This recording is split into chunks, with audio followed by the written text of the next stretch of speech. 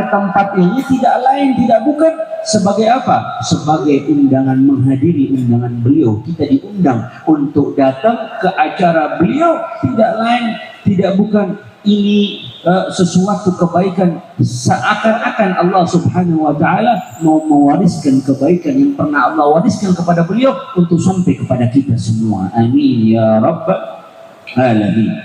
Para alim ulama, para asatidzah pondok pesantren Al-Falah ya, insyaallah, dan segenap al-hadirin yang dimuliakan Allah Subhanahu wa taala, wal hadirat, dan ada juga orang-orang tua yang di depan. Alhamdulillah, kita tadi sudah membaca doa Ashura, kita membaca Burdatul Madin dari Imam Muhammad Al-Busiri rahimahullah ta'ala rahmatal abrar. Mudah-mudahan kita minta kepada Allah Subhanahu wa ta'ala ini salawat, ini burdah sebagai selimut yang akan menyelimuti kita di dalam melewati 1 tahun nanti kita berada di bulan Muharram. Mudah-mudahan ini dari Muharram, Safar, Rabiul Awal, akhir sampai nanti Zulhijjah, insyaallah kita mendapatkan keberkahan, dan tahun ini insyaallah hajat-hajat kita dikabulkan oleh Allah Subhanahu wa taala. Yang belum haji nanti insyaallah juga diberikan kekuatan bisa berangkat haji, yang sakit disembuhkan oleh Allah Subhanahu wa taala, dan yang memiliki anak belum saleh, belum salehah disalehkan oleh Allah berkat al-Habib Hashim bin Muhammad Al-Bar. Amin ya rabbal alamin. Ayyuhal hadirin wal hadirat, ada satu sifat yang tidak diperbolehkan di antara sifat-sifat yang tidak diperbolehkan oleh Allah Subhanahu wa taala, yaitu hasud, yaitu iri. Tetapi para ulama, para salafus salih mengatakan manusia kita ini semua perlu iri, memiliki sifat iri, tapi bukan kepada sesuatu yang lain, hanya kepada 4 perkara yang kita perlu iri. Makna iri di sini agar memotivasi diri kita agar bagaimana kita bisa sampai seperti mereka itu, jenis 4 orang yang disebutkan oleh para ulama itu. Yang pertama yang kita dianjurkan, disuruh memiliki iri kepada siapa? Kepada orang alim yang mengamalkan ilmunya. Itu yang pertama. Orang alim yang mengamalkan ilmunya, kita disuruh iri kepada mereka, memandang mereka, ya Allah, mereka alim, mereka bisa ini, kapan saya bisa? Itu makna iri, sehingga termotivasi kita bisa menjadi seperti mereka, minimal mengikuti, menyontohi mereka, meneladani mereka. Ini banyak talibul ilm, banyak para penuntut ilmu. Bukankah Nabi Muhammad katakan kun aliman, jadilah kalian orang alim, atau muta'alliman, atau orang yang belajar. Kalau nggak bisa jadi orang alim, jadi orang yang mau belajar. Atau mustami'an, kalau memang nggak bisa lagi, jadi pendengar. Kalau udah pakai alasan lagi, saya nggak ada waktu hadir, nggak bisa dengar. Au muhibban, paling kecil hati ini cinta kepada ilmu, cinta kepada orang alim, cinta kepada mereka. Paling kecilnya itu. Fala takun khamisan, dan jangan jadi kelima. Siapa? Udah nggak jadi orang alim, nggak mau belajar, nggak mau mendengar, dan nggak mau cinta kepada ilmu-ilmu, ilmu agama, ilmu-ilmu yang baik. Khamisah, tahlah, kau akan hancur, tidak dapat apa-apa. Makanya kita disuruh perintahkan. Itu kenapa? Bukan hanya di sini Al-Habib Hashim, Habib Muhammad, ayah beliau Habib Muhammad bin Abdurrahman Al-Bar, ada Habib Mustafa bin Muhammad bin Syekh Abu Bakar yang ada di kuburan Islam sana. Mereka itu orang-orang alim. Jangankan ini, salah satu buktinya di depan kita, beliau sudah meninggal 50 tahun. Kita masih datang, masih nyebutkan namanya. Kenapa? Alasan pertamanya beliau alim. Al-alim fil kuburi hayyun. Orang alim di kubur hidup. Mereka tahu. Wal jahil Dan orang yang bodoh, nggak memiliki ilmu agama, nganggap enteng, nggak mau belajar, menganggap ini urusan-urusan gampangan, nggak perlu. Mereka itu fi hayati kalmayyit, dalam hidupnya sudah kayak mayat. Bagaimana matinya? Kira-kira. Bagaimana matinya kira-kira? Na'udzubillah. Maka hari ini kita memerlukan sifat ini. Ayo, talibul ilm. Imam Sayyidina Syekh Abi Bakar bin Salim, beliau mengatakan siapa yang man lam yajtahid fil bidayah lam yusil fil nihayah.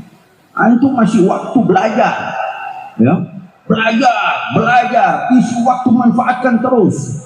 Makanya jangan heran, haul kali ini, mohon maaf, yang tahun lalu kita lihat ada Syekhan, mana dia sekarang? Mana Syekhan? Mohon maaf, ini kabar juga buat kita semua. Itu Syekhan ikut karantina selama 40 hari untuk berangkat ke Hadramaut, Yaman, melanjutkan sekolah, mengambil sanad ilmu dari guru kami Sayyidina Syekh Sayyidina Al-Habib Umar bin Muhammad bin Salim bin Hafidh. Kami kemarin minta izin ke pihak Darul Mustafa karena kami yang merekomendasikan untuk berangkat, untuk belajar. Nggak cukup belajar terus. Begitu belajar pulang, saya bilang dia bingung, bagaimana Habib ini kalau Habib Hashim ente berangkat? Kalau Habib Hashim ditanya, Habib Hashim akan bilang, Syekhan, kau berangkat. Kau akan balik bersamaku terus nanti mengambil ilmuku. Belajar. Maka dia sekarang di Sulu mengikuti karantina 40 hari lebih untuk dari sekian 2000 orang yang ikut tes kemarin akan diambil 142 orang. Dari 142 orang disaring lagi 40 orang yang akan berangkat bulan Rajab ini ke Hadramaut, ke Darul Mustafa and Syekh Al-Habib Umar bin Muhammad bin Salim bin Hafidh di Hadramaut kita. Kami Maluku punya jatah tiap tahun 2 dan jatah kami 1 diambil Ternate. Ampun kasih sudah sih apa-apa. Yang penting Ternate aja. Ini belajar. Itu mau belajar, jangan merasa cukup. Ini ada kejadian kemarin yang Habaib dibilang terputus. Gus Wafi, ada satu pemuda, bukan sayyid, tapi alim. Dia bilang, ini permasalahan ini khusus untuk kita Al-Habaib. Permasalahan yang ada ini, ayo kita introspeksi dulu. Jangan-jangan Habaib yang muda-muda ini lebih banyak jadwal ceramahnya ketimbang jadwal belajarnya.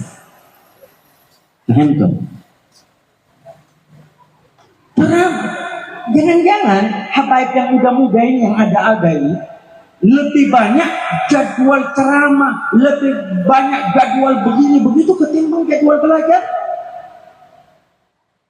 Makanya perbanyak ilmu iri dengan orang-orang alim. Ya mungkin Syekhan itu melihat kami pernah belajar ke Darul Mustafa, dia iri dan hasil dari irinya dia juga mengikuti proses perawatan untuk ke Hadramaut, untuk keterima, untuk mengambil sanad ilmu dari Al-Musnid Al-Habib Umar bin Muhammad bin Salim bin Hafidh Hafidhahullah tabaraka wa ta'ala.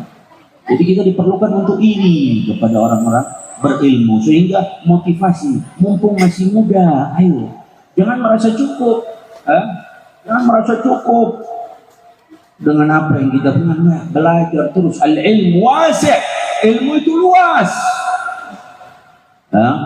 Makanya, dan orang kalau sudah berilmu itu diikuti dengan amal. Dia akan mengamalkan ilmunya.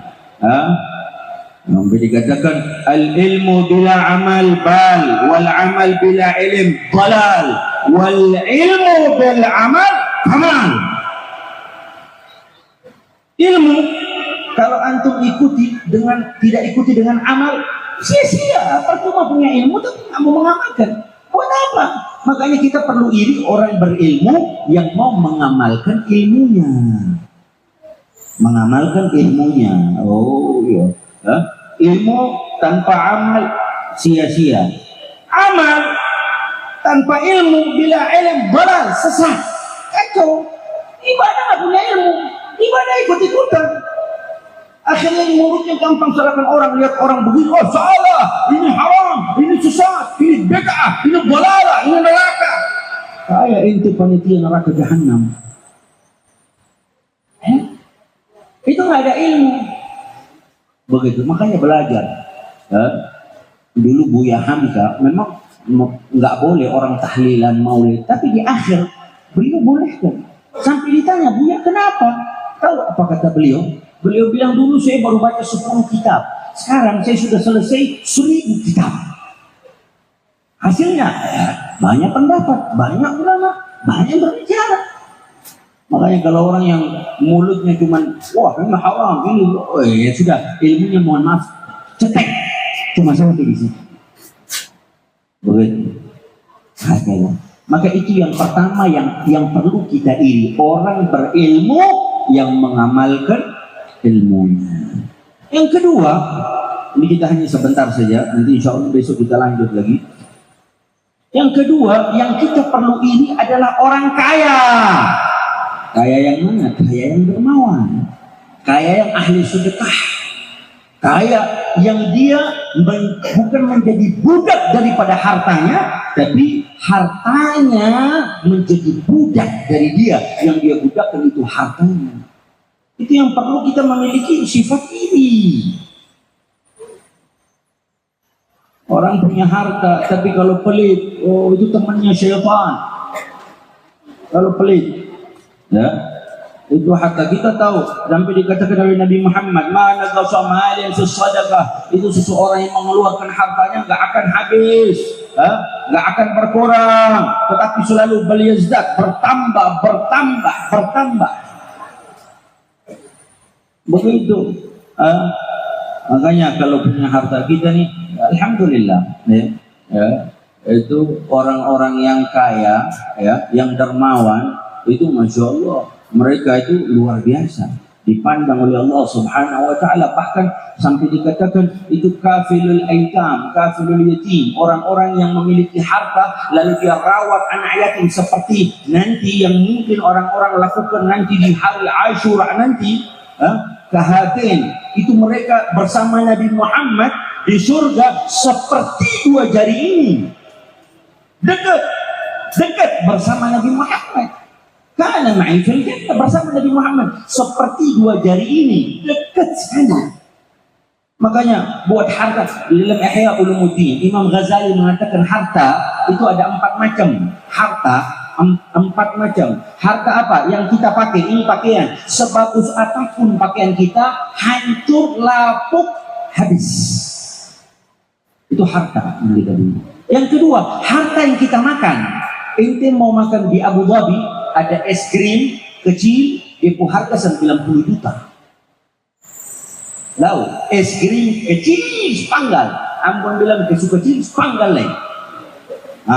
Dia harga 90 juta. Tahu 90 juta? Kalau saya talang, kira-kira jadi apa? Keluar es krim juga. Mohon maaf, harta yang kita makan, seberapa mahal pun makanan itu, tidak lebih akan jadi kotoran. Tidak lebih jadi kotoran. Oh, saya makan es krim, keluar es krim? Es krim lain. Terus apa? Harta yang kita kumpulkan, fulus, rekening, bank, sertifikat, apa lagi? Deposito, wa kulluhum ajma'in, itu akan jadi apa? Tidak lebih jadi warisan untuk anak cucu. Akan ada di warisan. Dan kadang-kadang harta itu bisa memutuskan hubungan saudara di antara mereka. Itu harta. Lalu ditanya, harta yang sebenarnya yang mana? Yang mana? Harta yang kekal yang kepada kita, yang punya kita itu yang mana? Nanti punya tabungan di sekian. Harta yang kekal itu yang sudah kita keluarkan di jalannya Allah Subhanahu wa Ta'ala. Ada masjid bangun, itu tambah, itu sedekahkan. Begitu. Ada acara keislaman, acara ini, inti bantu. Kiram. Dan hari ini ada seorang Habib di Ternate yang kita tahu keharamannya, kedermawanannya, Abuya Al-Habib Abu Bakar bin Hasan Al-Attas di hadapan kita, dan ini jadi contoh untuk kita semua. Ahlul karam. Mudah-mudahan beliau Allah panjangkan umur beliau, Allah berikan sehat kepada beliau. Di depan mata kita malu, makanya sering-sering beliau datang, itu orang yang kusta beliau sumbang, orang yang ini, orang yang itu, orang yang belum, orang yang datang dengan hajatnya. Adakah model begitu? Kalau orang bilang begitu, ini pekerjaannya ahli bait Nabi Muhammad sallallahu alaihi wasallam. Ini pekerjaannya keluarga Nabi Muhammad sallallahu alaihi wasallam. Bukankah Imam Ali Zainal Abidin Ibn al-Husain, Imam Ali Zainal Abidin, bahkan itu singkat cerita dituduh pencuri di zaman itu. Orang datang nuduh, masih diberikan duit, diberikan oleh Imam Ali Zainal Abidin yang ayah beliau meninggal di Karbala 10 Muharram 61 Hijriyah. Makanya itu harta. Itu punya harta sekarang, belajar dermawan. Belajar dermawan. Al-mal wal banun zinatul hayatid dunya. Hanya hiasan. Innama amwalukum wa auladukum fitnah. Harta yang inti kumpulkan, anak yang inti punya, bisa jadi fitnah. Bukan bawa ke surga, tapi ke neraka jahannam. Bisa saja. Innama amwalukum wa auladukum fitnah. Maka dermawan punya sifat itu. Makanya kalau dalam rumah lihat ada orang, ada kucing makan ikan saja kita sudah siram sama air panas atau usir, udah ini ikan saja pelit, apalagi duit. Na'udzubillah min dzalik. Yati ar-rahimuna yarhamhumur rahman tabaraka wa ta'ala. Irhamu man fil ardi yarhamkum man fis sama. Sayangi makhluk di bumi, makhluk di atas sayang kepada kita. Jadi yang perlu kita iri itu yang kedua, orang kaya dermawan. Orang kaya kalau dermawan meninggal, orang pada nangis semua, minta maaf. Orang nangis semua. Ya Allah, kami kehilangan Imam Ali Zainal Abidin ketika meninggal, kedermawanannya baru tertampak. Setiap malam memberikan beras di rumah orang-orang, yang orang-orang itu tahu ketika dimandikan jenazah Al-Imam Ali ibn Ali Zainal Abidin ibn al-Husain. Kenapa? Di punggungnya banyak tanda-tanda ketika memikul karung-karung daripada beras. Nah, ini harta mereka. Jadi apa? Orang pelit kalau mati, ya Allah, orang alhamdulillah. Udah kuncinya begitu aja. Tapi orang ahli karam, orang ahli dermawan, ketika dia meninggal, orang nangis, orang doakan dia, ya Allah, dia punya kebaikan, disebutkan kebaikan yang pernah dia lakukan. Tapi orang pelit, naudzubillah, bahasa ampun stakar. Bahasa Ternate apa dia? Sama. Kalau ampun, kalau stakar di stakar, orang bilang stakar pun nenek moyang. Ini orang begini kalau mati, oh tak ada yang nangis. Alhamdulillah. Ya, makanya alhamdulillah Allah ada nikmatin, ada berikan harta kepada kita. Pergunakan untuk Allah, pergunakan untuk Islam, pergunakan untuk ibadah, maka itu akan kekal kepada kita. Dalam hadis lain dikatakan lihat baul mayit salasa, yang mengikuti mayit ketika meninggal ini 3 perkara. Malu wa ahlu wa amalu, hartanya, keluarganya dan amalnya. Fayarji'u thnani, 2 dari 3 perkara ini akan pulang. Siapa yang pulang? Yang pulang anak, istri, harta yang dibawa akan pulang. Masa ada orang mati, kubur saya dengan mercy saya? Ada. Pulang harta. Keluarga pulang, hartanya pulang. Jangankan harta, karena mayat yang isi bantal, kain, segala macam, itu mau pulang mesti punya. Wa yabqa wahid, yang kekal cuma 1, apa? Amalnya. Beruntung kalau harta itu dia pernah pakai untuk bahagiakan hati orang miskin, bahagiakan anak-anak yatim. Beruntung. Tapi kalau harta itu tidak dia pakai buat macam-macam, dia pakai untuk hal-hal yang tidak diridhai Allah, fa na'udzubillah min dzalik. Dan yang ketiga yang perlu kita iri adalah siapa? Murid yang berada di hati gurunya. Jangan. Murid yang berada di hati gurunya. Jadi kalau antum belajar, ayo antum cari perhatiannya syekh, perhatian guru. Antum cari. Kami ketika berangkat ke Hadramut dulu sana, kami tahu guru kami Al-Habib Umar bin Muhammad bin Salim Al-Hifidh, kalau ada tamu dan habaib yang kubar, misalkan ada gurunya Al-Habib, itu kami dapati Al-Habib Salim bin Abdullah bin Umar Al-Syatibi, guru daripada Al-Habib Bagir. Kami yang khidmah di sana, pertama hal kami ambil cara untuk mengambil hati sang guru dengan khidmah, melayani. Man khadama udah melayani. Jadi kita bukan hanya belajar tapi khidmah. Berapa banyak orang dapat futuh bukan karena dari ilmunya, tapi karena doa dan ridha daripada sang guru. Begitu Sul Habib Umar ketika duduk, kami setelah bawa teh, bawa segala macam itulah Habib Umar paling senang. Kami tanya kepada senior kami, apa yang Habib Umar paling senang agar bisa memunculkan senyuman yang muncul daripada guru, sehingga membuat hati kita, hati sang murid ini yang melihat, ya Allah, guru saya senyum kepada saya. Allah.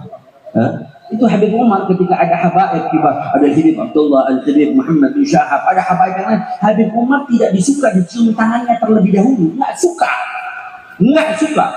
Malah tidak perlu Habib Umar diambil tangannya, cium tangannya yang lain. Bahkan kalau bisa diurutkan dari yang tua sampai ke muda, maka nggak perlu. Itu nggak dapat tangannya Habib Umar saja, tapi dapat senyumannya Sidi Habib Umar Muhammad bin Salim Al-Hifidh. Habib Umar senyumnya kepada kita. Allah. Oh, nikmat. Ini sang guru. Al-Habib Ali bin Muhammad Al-Habsyi punya guru futuh yang membuka pintu hijabnya beliau dan Nabi Muhammad sallallahu alaihi wasallam. Laula murabbi ma'araftu. Kalau bukan karena pendidik, kapan aku bisa kenal Allah, bisa kenal Tuhan? Nggak ada. Maka ini yang murid-murid ini, kalau belajar itu cari hati cari perhatian sang guru, sampai guru antum itu senyum kepada antum. Di situ ada ridha, dan kalau dia sudah ada ridha, itu dia tidak berlalu malam kecuali dia angkat sajadah, dia sebutkan nama-nama yang dia ridha kepada orang-orang itu, murid-murid itu, dan itu terbukti sampai sekarang. Itu kalau kita mau bicara panjang itu, tapi yang terakhir, yang keempat, yang kita perlu iri, yang keempat adalah kepada anak yang diberikan kesabaran dalam merawat orang tua yang sakit. Ini juga yang perlu kita iri. Birru aba'ukum tabirrakum abna'ukum. Urusan orang tua, urusan berbakti ini urusan, ya Allah, turun temurun. Kalau kita berbakti kepada orang tua, anak kita lebih berbakti. Tapi kalau kita durhaka, anak kita lebih durhaka ketimbang durhaka kita kepada orang tua kita. Na'udzubillah min dzalik. Makanya kalau ada masih punya orang tua dan dalam keadaan sakit, jangan ngomel. Lakukan sabar dalam merawat orang tua itu. Itu orang tua kita dulu kecil mandikan kita rewel, nangis, malam digendong, didiamkan, dibelikan mainan, dibelikan pakaian baru, dibelikan ini. Hari ini bagaimana hubungan kita dengan orang tua? Dan antum tahu banyak wali Allah, para wali min aulia, mungkin di antaranya Habib Hashim, dan bahkan para aulia, para orang-orang saleh yang lain, mereka semua itu tidak jadi wali. Salah satu syaratnya adalah mereka punya cerita masing-masing dengan ayah dan ibu mereka. Punya cerita, mereka dapat ridha. Dulu diceritakan Al-Habib Saleh bin Muhsin Al-Hamid Tanggul. Itu pernah sekali, itu zaman syababnya, masih mudanya. Jadi nggak heran begitu umur sekian jadi wali, sahibul doa. Kewaliannya madhar, nampak. Al-Habib Saleh sekali waktu itu beliau diminta tolong daripada ibunya, suruh ambil air. Begitu beliau kembali, ibunya sudah tertidur. Dan beliau tidak berani bangunkan. Apa yang dilakukan oleh Habib Saleh? Beliau tunggu di tempat itu sampai ibunya bangun tunggu dalam keadaan berdiri memegang air itu. Tunggu ibunya bangun. Begitu ibu bangun, ibunya air tadi. Allah. Adakah kita lakukan itu sekarang? Adakah kita lakukan itu sekarang? Para aulia, mereka punya cerita dengan orang tua mereka. Salah satu pintu untuk terbuka ridha Allah fi ridha walidain wa suhtullah fi suhti. Allah ridha dengan ridhonya orang tua. Bahkan itu dalam Al-Quran Allah katakan wa qul lahuma qawlan karima wa la tanharhuma wa qul lahuma qawlan karima. Jadi orang tua itu ibarat pintu surga. Jadi kalau ada orang tua, masih ada pintu surga terbuka lebar. Begitu. Maka kalau ada orang tua sakit di rumah, ambil bagian antum rawat. Jangan cari, oh kita ada saudara, antum yang punya tugas. Oh enggak, kalau sudah begitu maaf. Ambil keridhaan Allah Subhanahu wa taala. Ya. Ambil keridhaan yang Allah berikan lewat orang tua. Enggak dua kali. Ya. Maka oleh sebab itu insya Allah mudah-mudahan di malam roha ini ya, kita bisa mengikuti mereka. Minimal kita memiliki iri kepada apa? Yang pertama orang alim yang mengamalkan ilmu. Yang kedua orang kaya yang dermawan. Yang ketiga murid ya, yang mendapatkan perhatian daripada sang guru. Yang keempat anak yang sabar di dalam merawat orang tua. Mudah-mudahan Allah Subhanahu wa taala menjadikan kita ini salah satu daripada keempat ini. Amin ya rabbal alamin. Dan insyaallah mudah-mudahan dengan berkah kita duduk baca burda di sini, Allah Subhanahu wa taala perkenankan kita insyaallah mendapatkan keberkahan daripada Al-Habib Hashim bin Muhammad bin Abdul Rahman Al-Bar. Keberkahan ada di tempat ini yang pernah diduduki beliau tinggal di sini, dan insya Allah mudah-mudahan tidak keluar nanti daripada majelis ini. Allah Subhanahu wa taala buka daripada hati kita untuk niat-niat yang baik, niat-niat yang saleh, untuk menjadi orang alim, untuk menjadi orang kaya yang dermawan, untuk mengambil hati daripada guru-guru kita, dan bahkan Allah berikan kesabaran kepada kita untuk merawat orang tua kita. Amin ya rabbal alamin. Rabbana zalamna anfusana wa lam taghfir lana wa tarhamna lanakunanna minal khasirin. Ini yang dapat kami sampaikan sebagai kalimatun nasihah kepada saya dan kita semua di malam roha ini. Insyaallah mudah-mudahan Allah berkahi kita semua, dan wabil khusus kami ucapkan terima kasih kepada sahibul bait Habib Ahmad dan Habib Alwi yang alhamdulillah ini kali kedua kami hadir di sini.